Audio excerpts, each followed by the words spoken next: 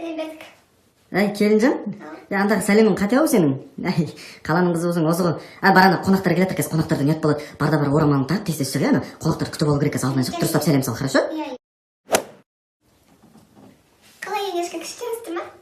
Ой, қасқа мұның орамал дегенге кәдімгі қол сүртетін орамал тағып алған емес мұның. Қаланың қызы болсаң осы ғой. Бар, ұят болады ма, кәдімгі орамал тағып кел бар.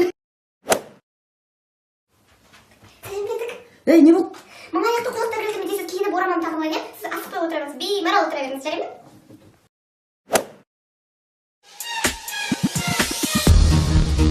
Тамақ қалай?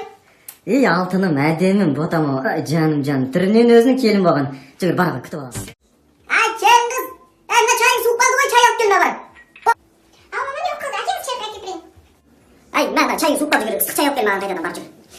Робот қылып көретін келіндері, немересін тауып берсең енеңе, терезеден кең болады кереге.